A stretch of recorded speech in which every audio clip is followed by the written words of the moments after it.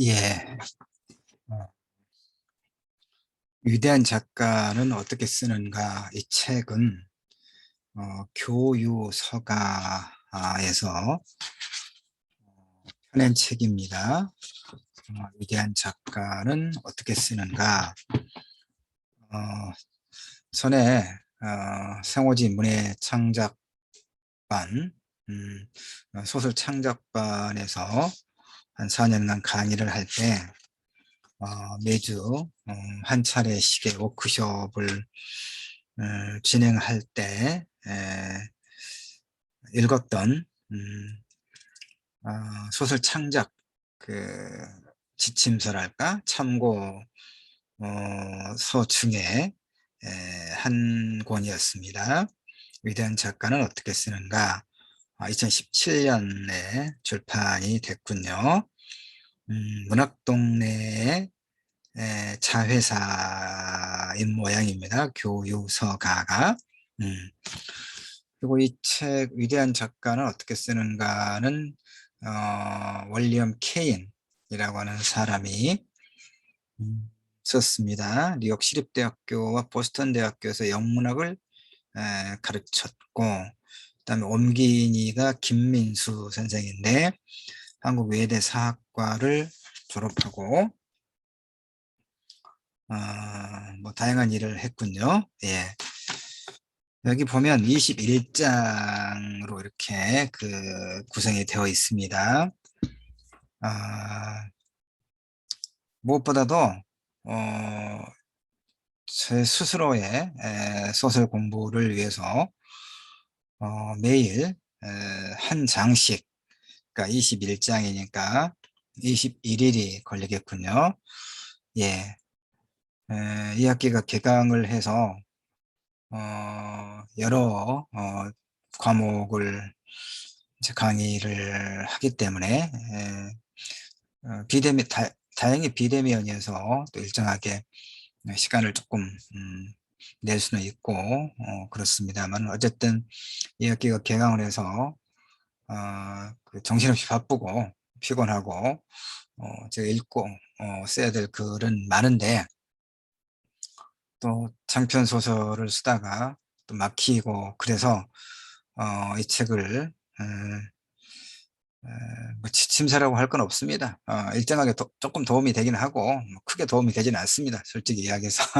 그런데 그런데 음, 음, 뭐 읽어보면 그렇구나, 맞아 하는 부분이 있었어요. 그래서 다시 한번 또 제 소설을 쓰고 소설 공부하는데 스스로 자극이 좀 될 수 있겠다 이런 생각을 해서 하루에 한 장씩 읽어 가도록 하겠습니다. 뭐 한 20분 정도씩 하면 그 정도 걸리지 않을까 싶습니다. 특별한 일이 없는 한 하루에 한 장씩, 1장씩 읽어 보겠습니다. 뭐 제가 패치 많지는 않고 또 유튜브를 또 구독하는 패치는 그야말로 몇 명 아니지만 그래도 몇 분은 또 좋아하시고 그래서 같이 듣죠. 예. 1장 오늘은 발자크, 발자크 리얼리즘 시대의 프랑스의 위대한 작가 발자크의 경우는 어떻게 어떤 방식으로 소설을 썼는지 이 책에서 이제 기록하고 있는 것을 한번 쭉 읽어 볼게요. 페이지가 뭐 17페이지부터 37페이지니까 20페이지, 20페이지 분량이니까 뭐 한 20분, 조금 앞에 서론이 있었긴 하지만 그래도 얼추 한 20분 정도면 읽어 가지 않을까 싶습니다. 중간에 또 필요하면 제가 첨삭을 하죠. 워낙 첨삭에 익숙해서. 예. 발자크는 어설픈 작가였다. 문장은 매끄럽지 못하고 표현은 세련되지 못했으며 문체도 매력적인 것과 거리가 멀었다. 그런데도 그는 작가로서 대단한 성공을 거두었다. 그 이유를 어떻게 설명해야 할까? 답은 발자크가 지녔던 또 다른 재능들에 있다. 그의 소설은 사실주의적 인물로 가득 차 있고 구성이 복잡하게 얽혀 있으며 로맨스로 풍성하다. 때문에 독자는 발자크의 촌스러운 문장쯤은 별로 문제 삼지 않았다. 발자크는 18세기, 19세기, 그러니까 18세기 후반에서 19세기 중반까지 살았던 프랑스 작가입니다. 유명한 작품이 고려 영감이죠. 1799년에서 1850년까지 살았던 프랑스의 작가입니다. 예. 때문에 독자는 발자크의 촌스러운 문장쯤은 별로 문제 삼지 않았다 읽었었군요. 그런 것을 문제 삼기는커녕 독자들은 외젠트 라스티냐크와 고려 영감, 외제니 그랑테를 비롯한 수많은 등장인물들에게 무슨 일이 일어났을지 궁금해하며 페이지를 넘기기에 바빴다. 발자크가 만들어낸 호구 속의 등장인물들은 마치 살아 숨쉬는 사람처럼 생생하게 독자에게 다가갔다. 발표한 문학작품의 양으로만 보자면 발자크는 프랑스 최고의 작가였다. 소재의 방대함만을 놓고 봤을 때 그를 따라올 사람은 없었다. 작가가 아닌 한 사람의 인간으로서는 둘째가라면 서러워할 난동꾼이었고 사소하지만 괴팍한 잘못을 수도 없이 저질렀다. 당대 가장 많은 원고료를 받는 작가였으나 방탕한 생활로 쉽게 돈을 탕진해버려 무일푼의 가난한 작가로 전락하기에 수였다. 그는 프랑스 문학의 선봉에 서 있었으나 여러 면에서 기이하고 천박하며 자기 중심적인 인물이었다. 앞으로 살펴보겠지만 바로 이 점은 그의 작품을 이해하는 핵심 열쇠이므로 큰 성공을 거둔 그의 작법을 당신의 글에 적용시키려 할 때도 중요한 지표로 삼을 만하다.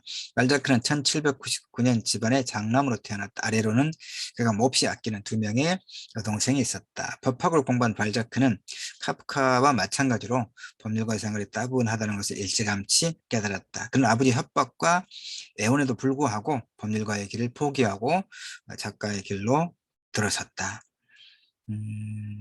사실요, 제가 발자크의 고려 영감을 이제 그 인문학 강의에서 한 챕터 하느라고 이제 그 고려 영감을 중심으로 자료를 찾아서 자료를 찾아서 정리하면서 봤더니 발자크는 이제 그 어머니가 나이 든 남자에게 나이 차가 뭐 20여 살이 더 이상 차이가 날 거예요.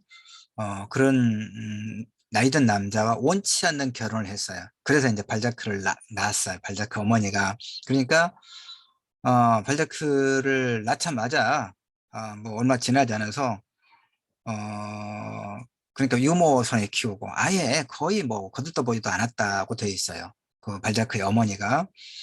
그래서 유모선에 자라다가 조금 자라니까 기숙학교로 보내버렸어요. 그래서 청소년 시절까지 거의 집에 오지 못하고 부모를 거의 몇 번 보지도 못한 그런 상태였어요. 그래서 발자크의 소설들에는 그런 불행한 결혼을 한 그러니까 나이 많이 먹은 남자와 나이 차가 많이 나는 남자와 원하지 않은 결혼을 한 그래서 냉담한 모든 것에 냉담한 그런 시선을 갖고 있는 그런 여인들이 많이 등장해요. 그런 어머니로부터의 그 이제 어떤 투사받은 그늘이라고 하겠죠. 그래서 이제 당대에 그 시절에 그 파리의 대부분이 또 많은 젊은이들이 귀족 부인들과 이렇게 그 하여튼 관계를 맺고 귀족 부인들의 그 경제적 후원을 받으면서 그 어떤 상류계층에 진출하고자 그 사롱에서 그런 이제 시절이었고 이 발자크도 실제로 여러 그 귀족 부인들과 만나면서 재정적 후원을 받고 그랬던 사람이에요.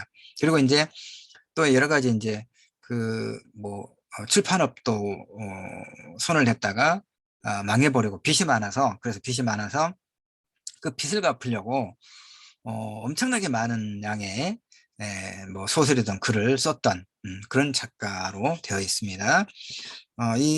지금 이 책에는 이제 그런 그 사실이 많이 좀 누락돼 있군요. 예. 예. 이렇게 하다 보면 20분이 좀 넘겠군요. 예.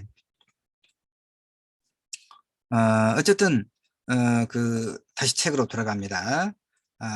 욕심으로 똘똘 뭉친 야심가답게 무모한 사업들을 벌였다고 실패만 거듭했던 발자크에겐 글을 쓰는 것 외엔 다른 대안이 없었다. 그렇죠?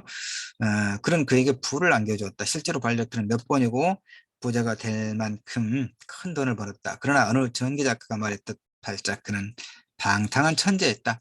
글을 써서 번 돈을 장갑이나 값비싼 옷을 사는 데 쏟아붓거나 소설 속 등장인물들이 그랬듯 귀족 가문 여인들이 환심을 사는데 마구뿌리 됐다. 그 결과 발자크는 죽는 날까지 빚에 쪼들리며 살아야 했다. 이 책에 수록된 모든 작가 중 가장 낭만적이라고 해도 과언이 아닐 만큼 낭만적이라고 하는 것이 이렇게 또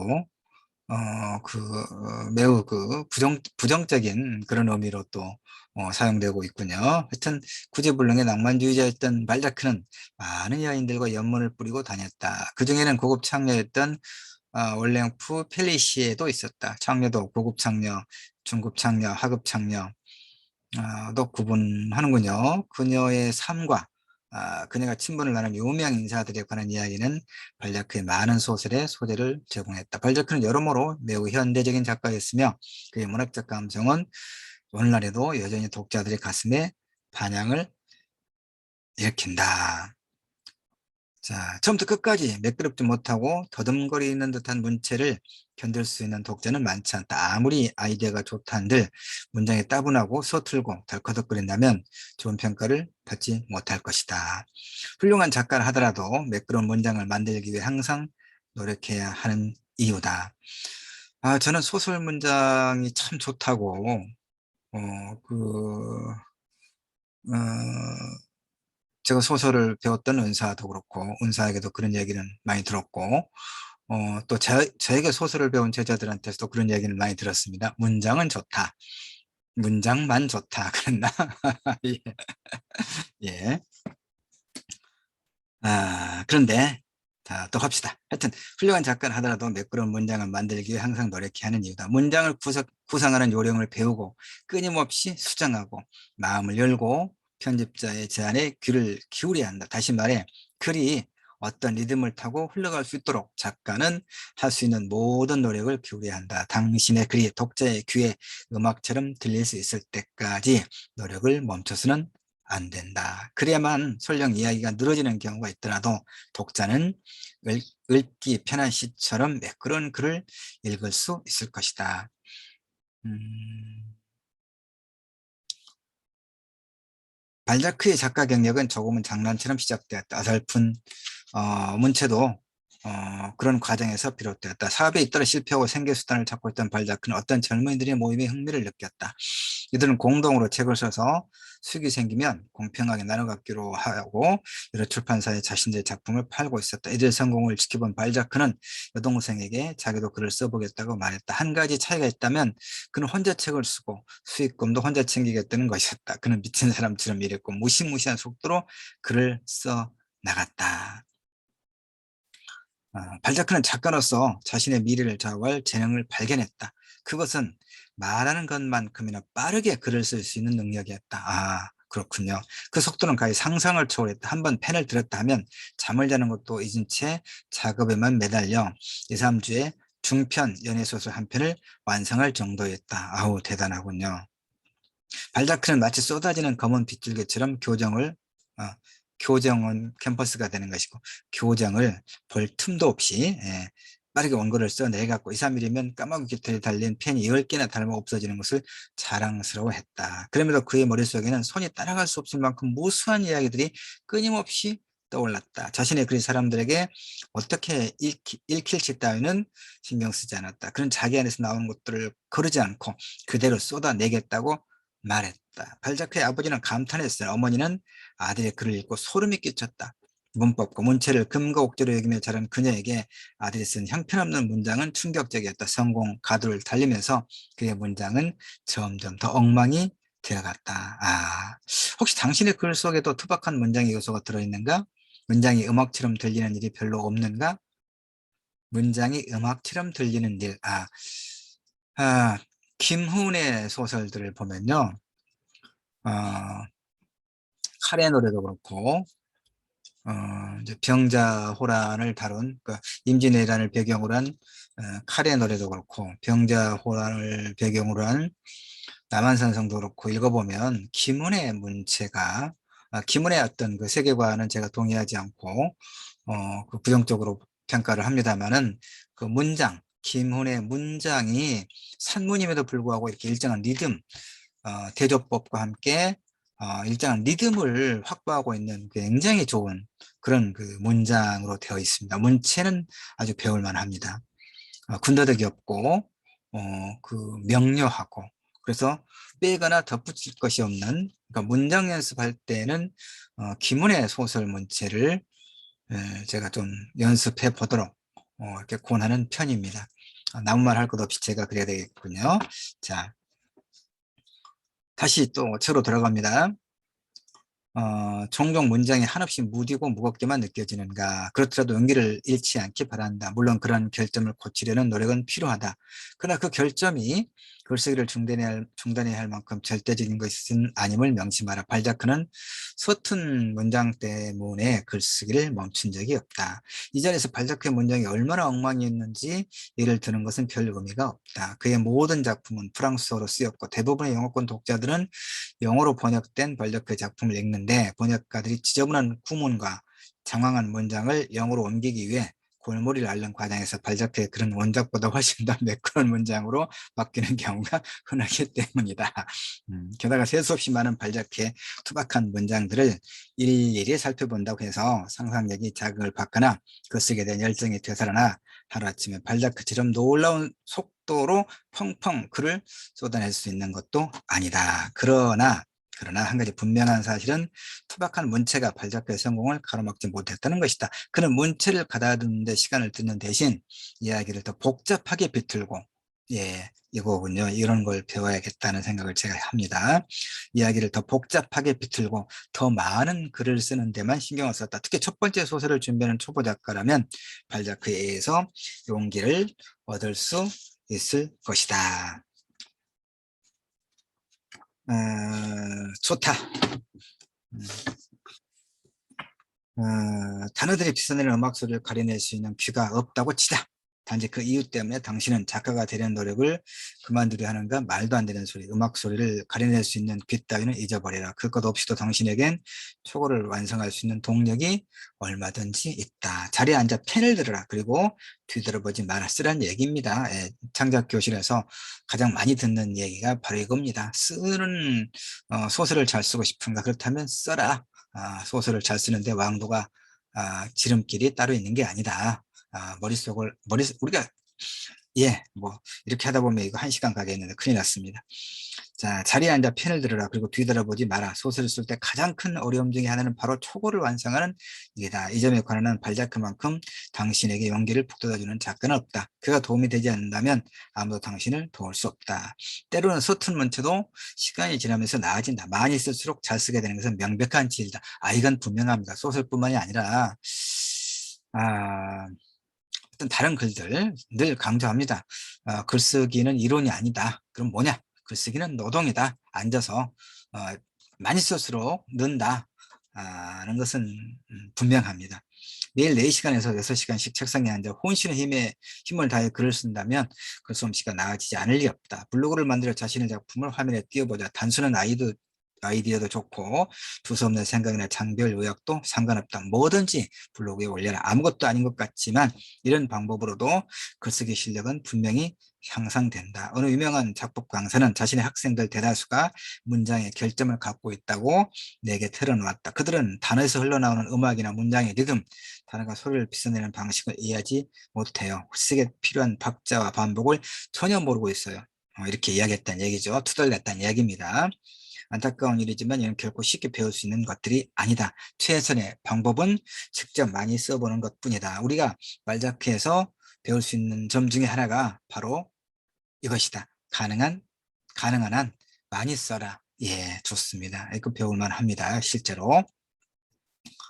당신도 발자크처럼 문장에 약점이 있는 작가인가? 그렇다면 발자크가 그랬듯 자신만의 장점을 이용하여 이런 약점을 보완할 수 있다. 발자크는 감정 묘사의 대가였다. 그의 글에는 감정을 표현하는 수식어구가 주렁주렁 매달려 있다. 그는 등장인물의 시시콜콜한 느낌 하나까지도 놓치지 않으려고 한다. 고려 영감에서 발자크는 주인공 외젠트 라스티냐크의 마음을 집요하게 파고들어 그의 감정을 드러낸다. 자작 부인 집에서의 저녁 식사는 그가 손꼽아 기다려온 기쁨을 선사했다. 덕분에 그를 짓누르던 우울했던 기분도 언제 그랬냐 싶게 모두 사라져 버렸다. 그러니까 그냥 기쁨인데 그가 손꼽아 기다려온 기쁨, 그 다음에 기분을 그를 짓누르던 우울했던 기분도 이렇게 예, 제 장편 소설이 최근에 나온 장편 소설이 오늘의 기분인데 한 50여 권밖에 팔리지 않았다고 그러더군요. 출판사에서. 예, 기분. 발자크는 내가 이탈릭체로 강조한 저 두 부분처럼 감정을 언급한 표현으로 문장을 꽉 채운다. 그래 힘을 싣고 싶다면 발자크처럼 감정을 표현하는 수식어구를 집어넣어라. 그렇게 하면 독자들은 문체의 사소한 결함이나 문장의 자잘한 실수점은 못 보고 지나치기 쉽다. 물론 조심하긴 해야 됩니다. 이 발자크의 문체라고 하는 것은 물론 이제 현대 오늘의 작가들이 발자크의 소설을 번역할 때 세련된 문장으로 이제 번역을 하긴 합니다만은 발자크는 아주 오래전의 작가였다는 것을 또 기억해야 됩니다. 18세기 후반 그래서 19세기를 살았던 작가입니다. 예. 감정을 표현하는 수식어구는 고려 영감에 더없이 완벽하게 들어맞는 도구였다. 소설은 신분 상승을 꿈꾸는 청년 외젠트 라스티냐크를 중심으로 펼쳐진다. 그는 주로 귀족 가문 여인들과의 관계를 이용해 사회계층의 사다를 한 계단씩 올라간다. 고려 영감에서 그렇다는 얘기입니다. 라스티냐크 속에는 귀족 가문의 여인들과 항상 좋은 관계를 유지했던 작가 자신의 모습이 투영되어 있다. 때로는 경박하고 때로는 속을 알 수 없는 인물인 그는 진흙탕 같은 하층 신분에서 벗어나겠다는 일념을 품고 있다. 신분 상승의 꿈을 이룰 수 있다면 어떤 여자와도 잘 준비가 되어 있는 선물이지만 그도 자신과 한 약속 한 가지는 꼭 지키려 한다. 범죄자인 보트쟁의 충고를 거부하는 데서 잘 드러나듯 출세를 위해 어떤 짓이든 할 수 있지만 살인만은 저지르지 않겠다는 약속이다. 발자크는 라스티니크가 저녁 외출을 준비하는 장면에서 자신의 매력적인 모습을 바라보며 자아도취에 빠진 한 청년의 기쁨을 감정을 표현하는 수식어구를 사용하여 묘사한다. 사람들의 비웃음이 두려워 다른 젊은 남자들은 감히 표현하지 못하는 아주 사소한 기쁨까지도 외제는 꺼리낌 없이 표출했다. 이렇게 아주 사소한 기쁨을 꺼리낌 없이 표출했다. 이런 거죠. 덕분에 귀족들의 허영심을 채워줄 수 있었다.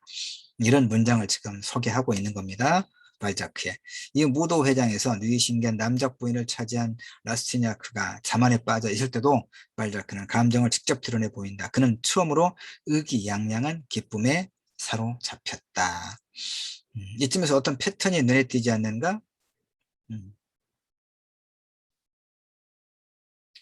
갑자기 신경숙이 일본 작가의 소설의 한 부분을 그 표절했다 해서 항상 한참 문제가 되고 신경숙이 오랫동안 소설을 쓰지 못했던 문장이 갑자기 생각이 났습니다. 비슷한 그런 묘사인데요.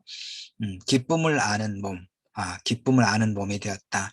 기쁨을 아는 몸, 그 이제 많이 우리가 이야기를 했던 것인데, 자, 이쯤에서 어떤 패턴일까요? 감정을 표현하는 수식어가 풍부함에도 불구하고 발자크의 문장은 여전히 세련됨과는 거리가 멀다. 등장인물의 감정을 묘사할 때 발자크가 사용하는 단어를 보면 절반가량 같은 단어다. 기쁨.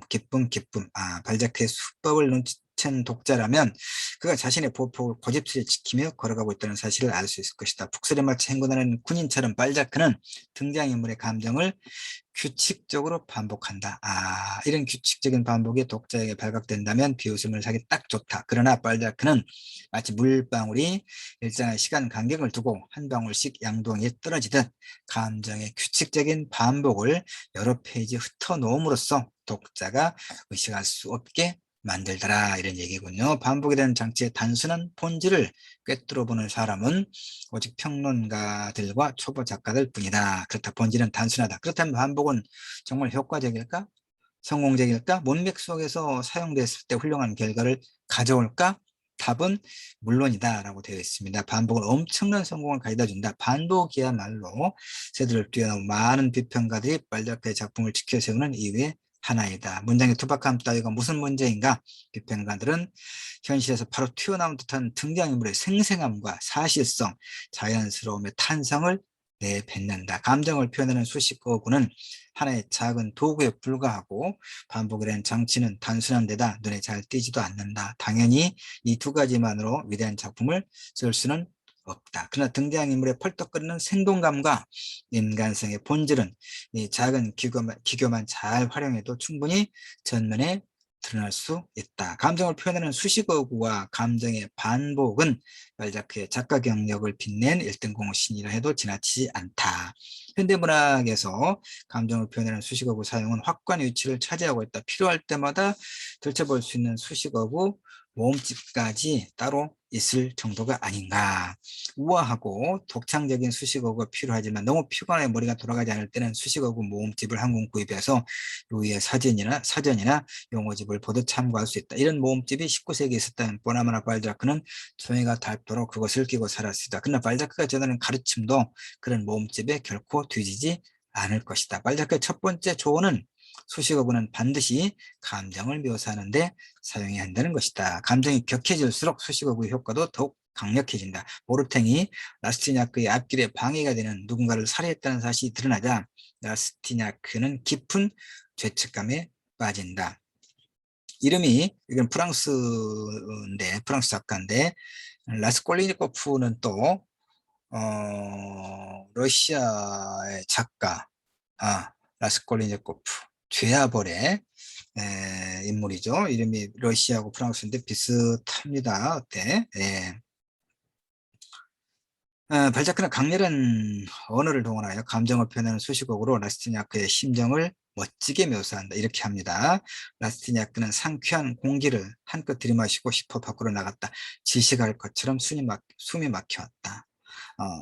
상쾌한 공기, 질식할 것처럼. 밖으로 나간 라스티냐크가 릭상브르 공원에 다다랐을 때 발자크는 이렇게 덧붙인다. 한 무리의 개들이 쫓아오고 있다고 생각했다. 이것은 시면, 가장 밑바닥에서 올라오는 감정이며 비관의 알맹이다. 발자크는 이 순간을 잡아내기 위해 인간의 마음이라는 지도 위에서 고동치는 맥박을 잡아내기 위해 감정을 표현하는 수식어구를 사용한다. 우리는 발자크에게서 많은 것을 배울 수 있다. 이후 라스티냐크의 감정이 고조되고 영혼이 생기를 되찾고 기쁨이 절정에 달했을 때 다시 감정을 표현하는 수식어구가 등장하고 있는 것에 주목하라. 라스티냐크는 델핀을 바짝 끌어당겨 있는 힘껏 깨어났다. 그의 눈에서 행복의 눈물이 흘러내렸다. 하루 종일 머리와 마음을 짓누르는 근심 때문에 라스티냐크는 제정신이 아니었다. 대조. 그러니까 앞에서는 반복을 지금 강조했고 여기서는 대조입니다. 조금 전까지 바라보던 세상과 지금 눈앞에 있는 델핀 두 세상은 너무도 극명하게 달랐다. 대조. 예. 감정 묘사에서 대가다운 면모를 최초로 보여준 발자크를 통해 알 수 있듯이 감정을 표현하는 수식어구는 감정의 기복을 강조하는 역할을 한다. 등장인물이 강렬한 감정에 휩싸일 때 수식어구는 생기를 불어넣고 잔잔하던 이야기에 확실한 재미를 선사한다. 고통의 심연을 파헤치고 기쁨의 절정을 추구하는 발자크의 작품을 통해 글쓰기에서 무엇이 가장 효과적이고 가치 있는 것인지를 느껴야 한다. 감정의 한계에 다다를 때마다 우리는 수식어구에 의지할 수 있다. 이야기가 정상적인 속도로 흘러가거나 일상적인 일들이 일어나고 있을 때는 굳이 수식어구가 필요 없다. 그러나 이야기의 속도가 붙고 등장인물이 분노, 교만, 자만, 갈망, 사랑, 시기, 증오와 그 밖에 중요하고 강렬한 감정에 휩싸이기 시작하는 순간이 오면 잠잠하던 이야기의 돛을 뒤집을 바람과 독자를 위한 수식어구를 아끼지 말고 사용해야 한다. 감정을 표현하는 수식어구를 몇 가지 갖고 있는 것이 전혀 없는 편보다는 나을 것이다. 스스로 독창적인 수식어구를 만들어낼 수 있다면 금상첨화다. 그러나 근사하고 독창적인 수식어구가 머릿속에 떠오르지 않는다 해도 좌절할 필요는 없다. 발자크도 당신과 크게 다를 바 없었다. 하지만 그가 이룬 것을 보라. 간결하면서 모방하라는 이야기죠. 모방하라는 이야기입니다. 창조할 수 없으면 자신이 예,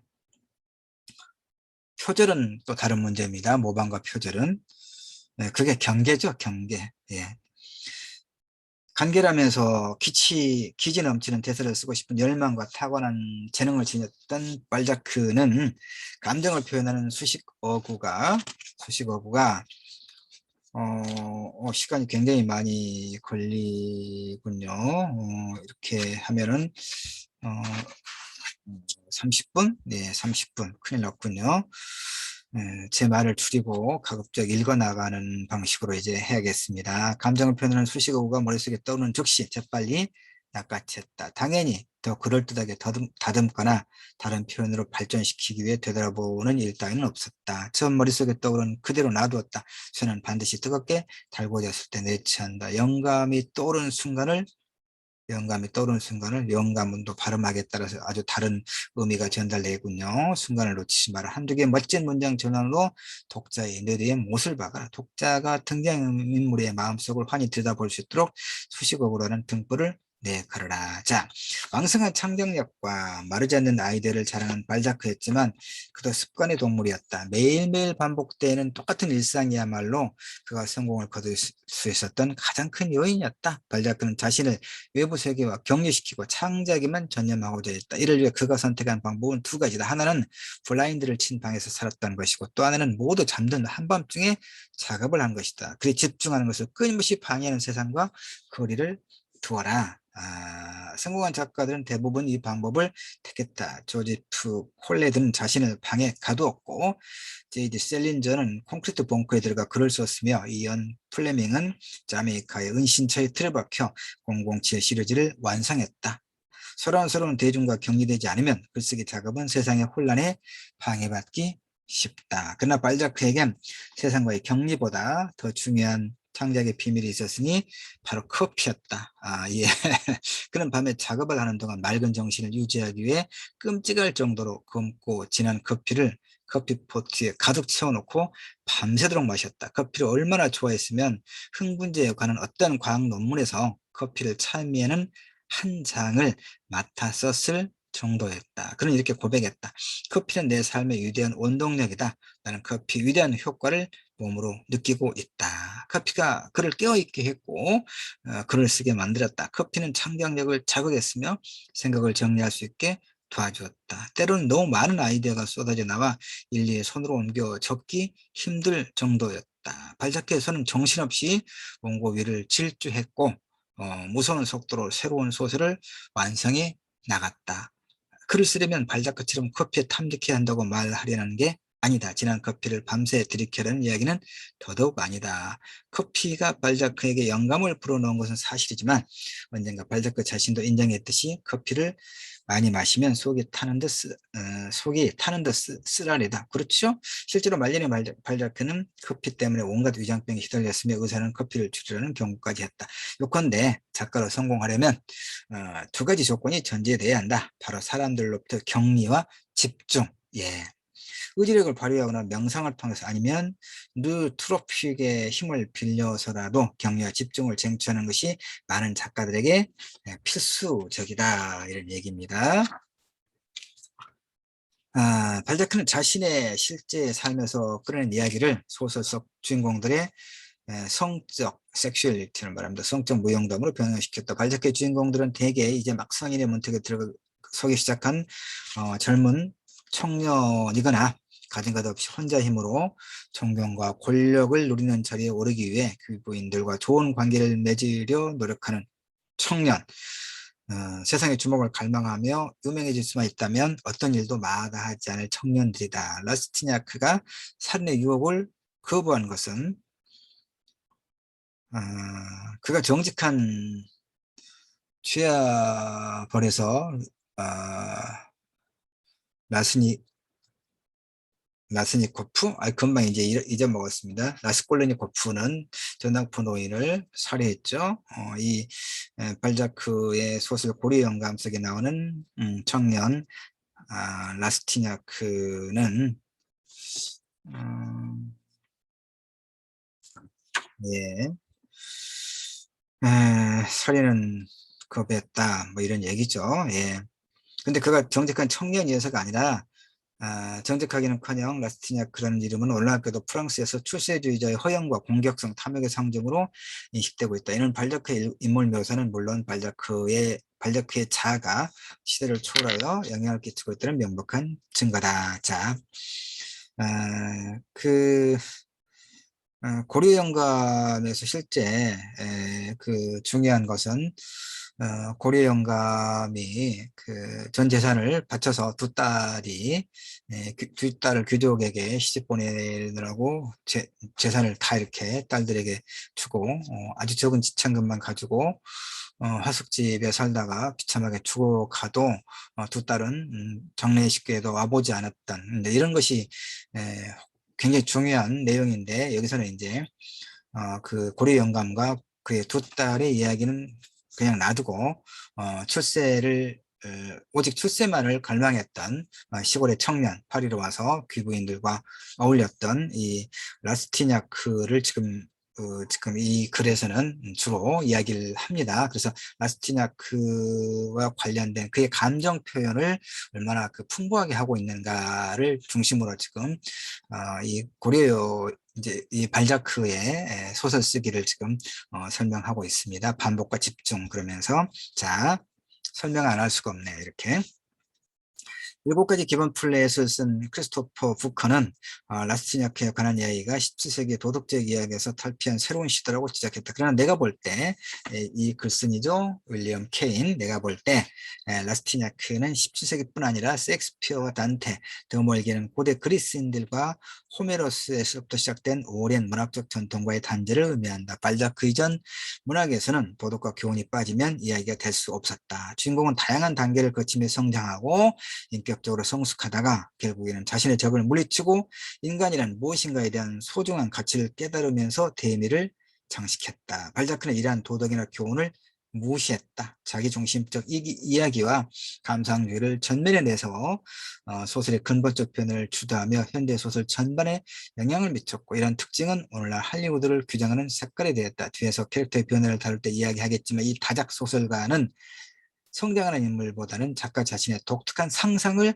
구현할 수 있는 인물에 더 관심이 많았다. 발자크가 창조한 인물들은 자신에 대해 아무런 깨달음을 얻지 못하며 자신의 선한 면을 발견하지도 못한다. 이들은 작가의 상상 속에서 나온 이기적인 인물들이기 때문에 오직 작가가 쟁취하기를 원하는 것을 위해 존재할 뿐이다. 젊은 라스티냐크는 젊은 발자크와 마찬가지로 여자를 정복하고 싶어한다. 발자크처럼 라스티냐크도 부를 갈망하고 상류사의 일원이 되기를 원한다. 이 모든 목표가 이기심 때문이라는 것은 너무나 분명한 사실이다. 외젠드 라스티냐크는 자기 중심적 태도 때문에 원만한 대인관계가 불가능하다. 그는 어떤 사람과도 진정한 관계를 맺지 못한다. 예외가 있다면 순간의 불장난으로 그치고 말 사랑에 빠져 있을 때, 그리고 고려 영감에게 연민의 정을 느낄 때뿐이다. 물론 라스티냐크가 사랑이라고 믿고 있는 것마저도 그 속을 들여다보면 신분 상승을 위한 도구에 불과하지만 그런 어떤 여자와도 진실한 관계를 맺지 않기 때문에 행복한 결혼 생활은 꿈도 꾸기 어렵다. 대체로 독자들은 라스티냐크를 어린애 같고 유치한 인물로 생각한다. 아이디어를 얻고 다양한 구성을 발전시키는 비결은 작가의 상상이 나아가는 대로 내버려 두는 것이다. 이처럼 상상의 모든 것을 맡기고 글을 써나갈 때 호메로스의 걸작이나 셰익스피어의 교훈극이 나올 가능성은 얼마나 될까? 오비디우스의 서사시처럼 참회하고 새로운 인물로 거듭되는 주인공들로 가득한 작품이 나올 수 있을까? 천만에. 상상을 가로막지 않고 써 내려간 소설은 사회라는 틀 안에서 자신이 원하는 것을 얻기 위해 악의다툼을 벌이는 인물들로 가득하게 될 것이다. 이들은 오직 자신의 이익을 챙기는 데만 혈안이 되어 있는 그런 인물들이다.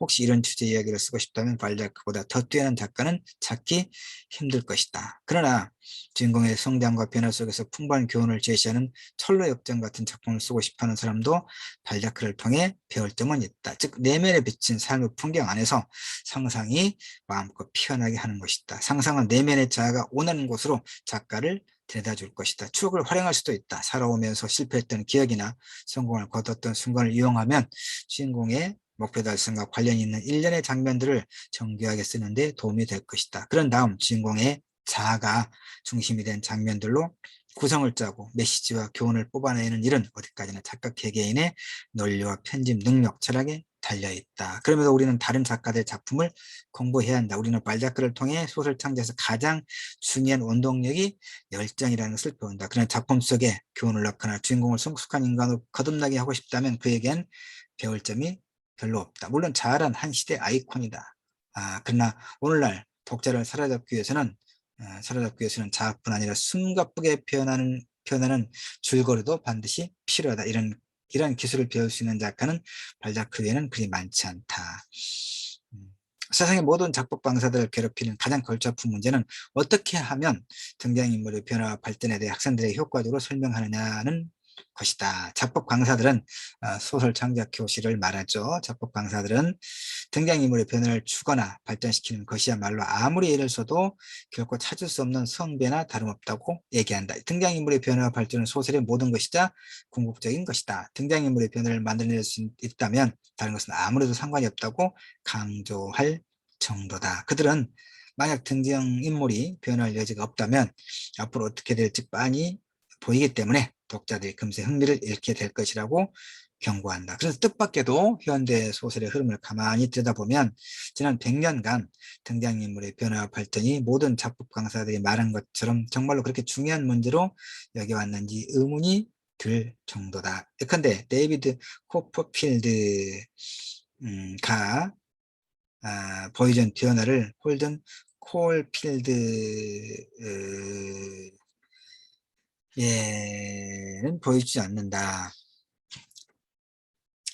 호밀바스 파스콘의 주인공 이름입니다. 제인 에어가 겪은 경험과 성장도 대부분의 현대 소설에서는 찾아보기 힘들다. 등장인물의 변화는 상대적으로 사소한 전환점이나 등장인물이 잠깐 겪고 마는 부수적인 요인가 되어버렸다. 이런 까닭에 오늘날 평론가들은 등장인물의 성격에 변화가 일어나는 순간을 포착하면 대단한 발견이라도 한양 실제보다 부풀려 의미를 부여한다. 고려 영감의 라스티냐크도 상류사의 귀부인들을 유혹하는 몇 가지 새로운 방법을 터득하여 조금씩 달라지는 모습을 보여주기는 한다. 그러나 우리는 이런 것이다. 등장인물이 본질적으로 변했다거나 성장했다는 이름을 붙이지 않는다. 젊은 청년 레전트 라스티냐크의 꿈은 오로지 출세이다. 이 꿈은 소설 말미와도 전혀 변하지 않는다. 소설 내내 그는 눈 하나 깜빡하지 않고 친척을 비롯한 모든 사람들을 자신의 출세를 위한 디딤돌로 이용한다. 어떤 사람과도 오랫동안 관계를 맺지 않으며 마지막엔 항상 언제 봤냐는 듯 단호하게 관계를 끊는다. 그는 늘 탐욕스럽고 이기적이며 굶주려 있다. 결혼한 적도 없고 진정한 사랑에 빠져본 적도 없으며 윤리적으로든 도덕적으로든 갈수록 나아지는 모습은 전혀 찾아볼 수 없다. 마치 등장인물의 변화에 대한 강조를 한 번도 들어보지 못한 작가가 창조했음직한 등장인물이다. 발작가 소설 전체를 통틀어 등장인물의 변화에 대해 언급하는 것은 단 몇 차례뿐이고 그것마저도 마지못에서 하는 기색이 역력하다. 소설의 마지막 부분이 이러한 변화를 가장 잘 보여준다. 그래서 비평가들은 라스티냐크가 언덕에 올라 파리 시내를 내려다보는 소설의 마지막 분단을 의미심장하게 근호할 때가 많다. 그의 두 눈은 방돔 광장의 기둥들과 앵발리드의 도움 사이로 펼쳐진 파리 시내를 뚫어지게 쳐다보았다. 고려 영감의 마지막 장면입니다. 그곳에는 그가 그토록 들어가길 원했던 상류 사회가 펼쳐져 있었다. 그는 볼 때가 윙윙거리는 그곳에서 이미 달콤한 꿀을 빨아먹기라도 한 듯한 눈길을 던지며 자신 있게 말했다. 파리, 이제부터 너와 나의 전투를 시작하는 거야. 여전히 이 청년의 가슴은 출세에 대한 야망으로 가득 차 있다. 그는 만족할 줄 모르고 삶에 대한 적절한 균형 감각도 없으며 변해야겠다는 생각도 하지 않는다. 새로운 인물을 완전히 지금 창조했다는 것이죠. 따라서 이 마지막 장면을 등장인물의 변화를 주장한 남의 변화의 본질을 잘못 이해하고 있는 것이다. 소설 초반 라스티냐크는 풍력이 청년이다. 그때 그는 사회에는 계층이 있다는 것을 알게 된다. 맨 처음 쌍젤리제 거리를 따라 지나가는 마차 행리를 본 순간부터 그는 자신도 그 행렬에 들어가고 픈 열망을 품는다. 레전드 라스티냐크는 소설 처음부터 끝까지 사회 상류층에 소속되기를 꿈꾸고 열망하며 그것을 쟁취하기 위해 노력한다. 그는 항상 더 무엇이든 더 원하기만 하는 경박한 젊은이들의 속성을 보여주는 전형적인 인물이다. 대표적인 인물이다. 이런 얘기죠. 그러면서도 변할 줄은 모른다. 그는 처음부터 끝까지 탐욕스럽고 투쟁적인 자아로 똘똘 뭉친 야심 가득한 젊은 한량이다. 그나마 고려 영감을 돕고 싶은 마음이 들 때만은 유일하게 감상에 적기도 하지만 그조차도 결국 행동으로 이어지지는 않는다. 아니 사실은 행동을 하긴 합니다. 실제 소설에서 두 딸이 전혀 고려 영감이 쓰러져 병원에서 죽어갈 때도 두 딸이 오지 않으니까 그 자기 돈을 털어서 장례를 또 치러주기도 하거든요. 사실은 그렇습니다. 자, 변을 모르는 발자크 소설의 주인공에 대해 이러쿵저러쿵 떠드는 것은 순전히 시간 낭비일 뿐이라 그렇지 않다. 그것 말고도 발자크 소설 속에는 현대 작가들이 배울 만한 점들이 많다. 특히 등장인물의 변을 최소한으로 보여주는데도 충분히 강력한 효과를 거둘 수 있다는 점. 그렇군요. 이런 것은 많은 생각을 하게 만들며 사실 이것이야말로 발자크가 현대 작가들에게 전하는 최고의 가르침일 것이다. 앞서 언급한 크리스토퍼 부커의 지적, 즉 라스티냐크가 17세기 도덕적 이야기에서 탈피한 인물이라는 분석도 주목할 부분이지만 발자크가 보여준 등장인물의 아주 미미한 변화를 적지 않은 현대의 작가들이 모방하고 있는 점 또한 그냥 지나쳐서는 안 된다. 발자크의 작품을 통해 이런 방법을 직접 배우라고 권하고 싶다. 영리한 작가라면 지금이야말로 발자크의 방법을 공부하기에 적절한 시점이라는 것을 알리라. 왜냐하면 현대 소설의 추세가 신데렐라나 백설공주, 데이비드 코퍼필드 같은 소설의 등장인물들이 겪었던 극단적인 변화와는 다른 방향으로 가고 있기 때문이다. 그런 등장인물이 보여주는 극단적 변화가 오늘날은 마치 거짓말처럼 들린다. 이럴 때 발자크가 우리에게 남긴 몇 가지 요령은 관심을 기울일 만한 가치가 충분하다. 여기서 한번 눈길을 잡아채고 저기서 한두 문장에 힘을 주며 이따금 특히 끝부분에서 그를 뜨던 펀치를 한두 개씩 먹여라. 더 이상 무엇이 필요한가?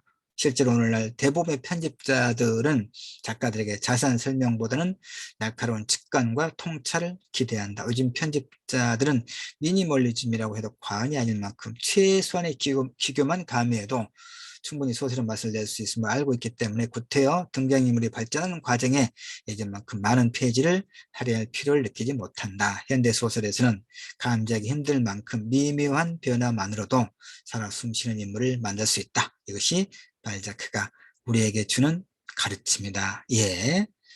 예, 이렇게 해서 일단 끝이 났습니다. 더 설명하고 싶은 욕망이 마구 이렇게 있습니다만은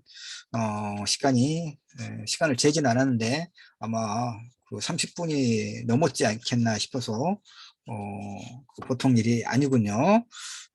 그러나 어쨌든 1장을 오늘 마쳤고 발자크의 경우 마쳤고 21장까지 21장에 스티븐 킹처럼 써라 스티븐 킹의 경우인데 하여튼 읽어보면서 또 나름대로 설명을 곁들여 볼까 그렇게 생각을 합니다. 하여튼